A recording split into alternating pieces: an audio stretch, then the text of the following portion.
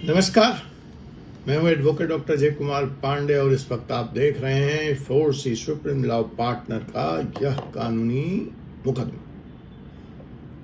जी हां जनाब, जेल में बैठा चोर, डकैत, बलात्कारी चुनाव लड़ सकता है, ऐसा कानून कहता है।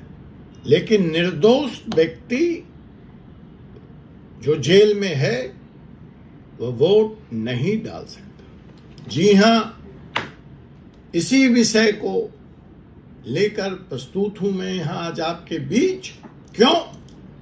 क्योंकि सुप्रीम कोर्ट में यह नई बहस फिलहाल चल रही है कि उस निर्दोष व्यक्ति का क्या कसूर है, आप उसको वोट डालने से कैसे रोक सकते। और ये निर्दोष व्यक्तियों की समस्या और संख्या अंडर ट्रायल्स प्रिजनर्स जिसको कहते हैं बहुत बड़ी है और संख्या भी बड़ी है। तो साहब, आज की यह जो कहानी है आपको बहुत बड़ा झटका देने वाली है। 440 वोल्ट का शॉकिंग लगेगी, आपको विश्वास भी नहीं आएगा। आप में से कई लोगों को आप कहेंगे वकील साहब कौन से पड़ियों की कहानी सुना रहे हो। तो साहब, ये पड़ियों की कहानी नहीं है, यह विक्रम बेताल भी नहीं है, यह सच है। और आप इससे रूबरू हो जाइए तो ज्यादा अच्छा है। कल्पना कीजिए एक व्यक्ति के ऊपर कोई आरोप लगता है, कोर्ट ने अभी उसके खिलाफ कोई सजा नहीं दी है, लेकिन उसको बेल भी नहीं मिलता है, वह गिरफ्तार हो जाता है और उसका मुकदमा कोर्ट में चल रहा है, ट्रायल चल रहा है, अर्थात वो छूट भी सकता है। लेकिन इस बीच में जब वो जेल में है या उसका ट्रायल चल रहा है तो साहब वो वोट नहीं डाल सकता। अब दूसरी तरफ एक कन्विक्टेड क्रिमिनल है जिसको सजा हो चुकी है,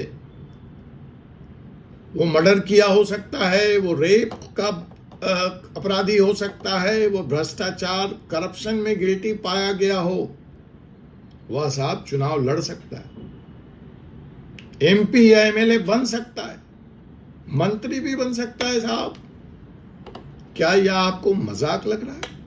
लेकिन सच यही है, यही है हमारा कानून। निर्दोष व्यक्ति वोट भी नहीं डालेगा, उधर सजा पाया हुआ व्यक्ति मिनिस्टर भी बन जाएगा। तो आज के हम इस वीडियो में उन 4.5 लाख अंडर ट्रायल्स की बात करने जा रहे हैं जो वोट से वंचित हैं, जिनको वोट डालने नहीं दिया जाता है। आज हम बात कर रहे हैं एक ऐसे कानून की जो सन 1951 से चल रहा है, भारतीय न्याय संहिता, साक्ष्य अधिनियम, नागरिक सुरक्षा आने के बाद भी। और अब यह केस सुप्रीम कोर्ट तक पहुंच चुका है, जहां इस पर भारी बहस चल रही है। तो जनाब, अगर इस मामले को आप समझना चाहते हैं, इससे जुड़ना चाहते हैं, तो हमारा यह वीडियो अंत तक देखिए, क्योंकि यह आपके फंडामेंटल राइट्स की बात है। दोस्तों, पहले समझते हैं एक्चुअल प्रॉब्लम क्या है। रिप्रेजेंटेशन ऑफ पीपल्स एक्ट 1959 में एक सेक्शन है, सेक्शन 62 सब सेक्शन 5। अब यह सेक्शन कहता क्या है? बहुत ही सिंपल बात करता है।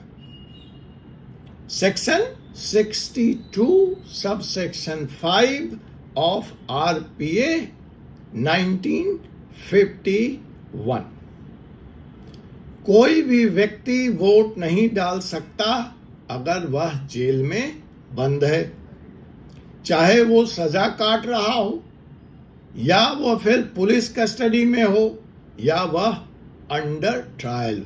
ये कहता है सेक्शन 62 का सब सेक्शन 5। मतलब दोस्तों, इधर आपके ऊपर इल्जाम लगा और आप वोटिंग की राइट से वंचित हो गए सिर्फ इल्जाम के स्टेज पर। कोर्ट ने उधर कहानी क्या है? ज्यादातर कानून में कोर्ट यह कहती है कि you are innocent till proven guilty. आप तब तक निर्दोष हैं जब तक कोर्ट ने आपके खिलाफ सजा नहीं मुकर्रर कर दी है, सजा नहीं पास कर दी। लेकिन यहां आप निर्दोष होते हुए भी अपने मौलिक अधिकार वोटिंग राइट से डिप्राइव्ड हो गए, निकाल दिए गए। यह कैसा न्याय है? यह 1951 से चल रहा है और 1, 2, 10, 20, 50 लोग नहीं, 4.5 लाख से ऊपर देश में अंडर ट्रायल्स की समस्या है। और इसको प्रधानमंत्री नरेंद्र मोदी ने खुद चीफ जस्टिस सारे देश के और भारत के कॉन्फ्रेंस में उठाया है। तब भी ये हाल, ट्रायल अभी चल रहा है, शुरू नहीं हुआ है, पर आप जेल में हैं, आपको वोट नहीं डालने दिया जाएगा। अब यहीं पर ट्विस्ट आता है। देखिए ये कैसे ट्विस्ट है।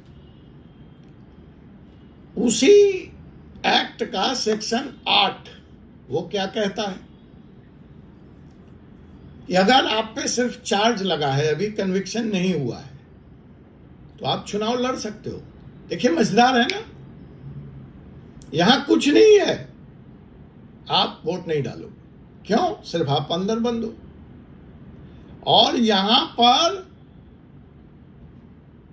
चार्ज भी फ्रेम हो चुका है, लेकिन आप जमानत पे बाहर हैं और अभी आपको सजा नहीं मिली है कोर्ट से, तो साहब आप चुनाव भी लड़ सकते हैं। आप एमएलए बन सकते हैं, एमपी बन सकते हैं, मिनिस्टर बन सकते हैं, पार्लियामेंट में दहाड़ सकते हैं। आपको सुन के बड़ा विचित्र लग रहा होगा यह बात, मेरी बात, लेकिन यही सच है। एक तरफ इनोसेंट अनटिल प्रूवन गिल्टी का कॉन्सेप्ट है, दूसरी तरफ इनोसेंट को वोट नहीं है, गिल्टी को इलेक्शन टिकट भी है। अब आइए थोड़ा संख्या की तरफ चलते हैं, नंबर्स की बात करते हैं। According to National Crime Records Bureau NCRB latest data जो मेरे पास 2022 का, पूरे देश में 5.5 लाख प्रिजनर्स हैं। 5.5 लाख लोग इस वक्त जेल में बंद हैं। उसमें से 4,30,000 लोग अभी अंडर ट्रायल्स हैं, उनके ऊपर कोई चार्ज नहीं है, उनको कोई सजा नहीं है। अर्थात जो लोग जेल में हैं उसका बहुसंख्यक 80% के आसपास की संख्या इनोसेंट अंडर ट्रायल्स की है। कन्विक्टेड 1,22,000 है, जो महज 22% है। तो ये 22% भारी पड़ रहे हैं 75%। मतलब जेल में इस वक्त जो लोग बंद हैं वो 75% लोग इनोसेंट हैं, लेकिन वो वोट नहीं डाल सकते। उधर 75% लोग जिनको कोर्ट ने अभी गिल्टी करार नहीं दिया है, लेकिन उनका संवैधानिक अधिकार, उनका वोट देने का अधिकार, उनका कॉन्स्टिट्यूशनल राइट हमने RP एक्ट 1951 के तहत छीन लिया। चलिए और कुछ विचित्र बातों को समझते हैं। उधर जो व्यक्ति कन्विक्ट हो गया है, जिसको सजा मिल गई है, जो प्रूवन गिल्टी है, वो पैरोल पे जेल से बाहर है, तो साहब वो वोट डाल सकता है। खेल देखिए, समझिए। अगर एक कन्विक्टेड क्रिमिनल को पैरोल मिल जाता है, वह बाहर आ जाता है थोड़े समय के लिए भी, तो उसका वोट डाला जाएगा। पर एक अंडर ट्रायल जो जेल में है, इनोसेंट है, वह वोट नहीं डाल सकता। लॉजिक समझ में आया? नहीं आया ना? मुझे भी नहीं आया। अब इसमें एक और विचित्र बात है कि अगर आपको प्रिवेंटिव डिटेंशन में रखा गया है। पुलिस को ऐसा लगता है कि आपसे शांति भंग का खतरा है, आपके ऊपर कोई मुकदमा नहीं है, शक है, संदेह है, आप दंगा करा सकते हैं, आप बवाल करा सकते हैं, शांति भंग कर सकते हैं, कानून और व्यवस्था के लिए आप थ्रेट हैं, और पुलिस ने आपको डिटेन कर लिया प्रिवेंशन के तौर पर। तो साहब वही 62 of RP act sub section 5 आपको वोट डालने की इजाजत देता है। तो साहब दोनों की स्थिति तो एक ही है, लेकिन पहले वाला जो अंडर ट्रायल है उसको वोट नहीं डालने दिया जाए। लेकिन जैसे ही आप पर एफआईआर हुई और आपको जेल में हमने डाला, लेकिन अभी आप इनोसेंट हैं और आपका वोटिंग राइट गया। अब देखिए और एक विचित्र बात, अब किसी व्यक्ति को सजा हो गई मर्डर में, रेप में, व्हाटसोएवर इट इज, और उसने सजा कंप्लीट कर ली। 20 साल आजीवन कारावास, 6 साल, 7 साल, 8 साल, 10 साल, जो भी सजा थी उसने सजा कंप्लीट कर ली। मतलब वो मर्डर का गिल्टी था, 10 साल की सजा हुई, वो जेल से बाहर आया, 6 साल उसने वेट कर लिया, वो चुनाव भी लड़ सकता है, नेताजी बन जाएगा, मंत्री जी बन जाएगा। पर एक अंडर ट्रायल व्यक्ति जिसपे अभी सिर्फ आरोप लगा है, वह वोट भी नहीं डाल सकता जब तक कि वह जेल में। सोचिएगा, आप फिलहाल जानते हैं हमारे पास एक डाटा है एडीआर का, एसोसिएशन फॉर डेमोक्रेटिक रिफॉर्म्स। ये डाटा क्या कहता है कि साहब 2024 के इलेक्शन में 46%, आधे से ज्यादा एमपी दागी हैं, अर्थात जिनके खिलाफ क्रिमिनल केसेस पेंडिंग है। 31% इस 46% में से 31% के खिलाफ सीरियस चार्जेस हैं, लेकिन वो एमपी बन गए। और आप एक दिन के लिए अंदर गए, आपका वोटिंग राइट गया। इधर से 4.5 लाख लोग आज भी लोकतंत्र के महापर्व चुनाव में वोट नहीं डाल सकते। कैसे सिस्टम है हमारा यह। तो दोस्तों, इस कहानी पे जरूर सोचना। रमेश जो एक मिडिल क्लास का आदमी है, फॉल्स केस में फंस गया है, बेल नहीं मिली है, 2 साल से अंडर ट्रायल चल रहा है। इस बीच में 2019 का लोकसभा इलेक्शन आया, वह वोट नहीं डाल पाया। 2022 का असेंबली इलेक्शन आया, वह वोट नहीं डाल पाया। 2024 का फिर से लोकसभा इलेक्शन आ गया, फिर वोट नहीं डाल सका। उसकी वाइफ वोट डालती है, उसका बच्चा बड़ा होगा तो वोट डालेगा, और वह वोट नहीं डाल सकता। सोचना इस कहानी। प्रिजनर्स के राइट को, प्रिजनर्स के मुद्दों को किसी भी पॉलिटिकल पार्टी के मैनिफेस्टो में जगह नहीं मिलती, क्योंकि वो उनके वोटर नहीं हैं। किसी भी राजनीतिक दल के मैनिफेस्टो में जेल रिफॉर्म पे बात नहीं होती साहब। प्रिजन जेल की व्यवस्था सुधरे, इस पे भी बात नहीं होती। वोटिंग राइट जब किसी व्यक्ति का होता है तो उससे सोसाइटी कनेक्ट करती है, तो आप इधर उसके ऊपर मुकदमा करते हैं, उसका वोटिंग राइट छीनते हैं, और साथ ही उसको सोसाइटी से भी आप बाहर कर देते हैं। इस राइट के छीनते ही वो व्यक्ति बिना सजा पाए समाज से बाहर कर दिया जाता है। जिस व्यक्ति को आप नागरिक राइट से, basic fundamental right, voting right से वंचित कर देते हैं, फिर वह सजा काटने के बाद भी कैसे रिहेबिलिटेट होगा, वो जमानत पर छूटने के बाद भी कैसे रिहैबिलिटेट होगा, उसका पुनर्वास कैसे होगा? ऐसा नहीं है ये ऐसी व्यवस्था या अंडर ट्रायल्स या डेमोक्रेसी सिर्फ भारत में। कनाडा में सारे प्रिजनर्स वोट डाल सकते हैं। साउथ अफ्रीका में सारे अंडर ट्रायल्स को फुल वोटिंग राइट है। इजराइल में भी जेल से वोट डाला जाता है। हाँ दोस्तों, आपके पड़ोस के मुल्क जिससे आपको कुछ ज्यादा ही प्यार है या उसको आपसे कुछ ज्यादा ही प्यार है, जो आपको बाप भी मानता है, पाकिस्तान, वहां भी लोग अंडर ट्रायल्स वोट डाल सकते हैं। जर्मनी में भी यह व्यवस्था लागू है, लेकिन वहां पे कुछ कंडीशंस है। फ्रांस में स्पेशल परमिशन कोर्ट की ली जाती है और अंडर ट्रायल्स वोट डाल सकते हैं। लेकिन इंडिया में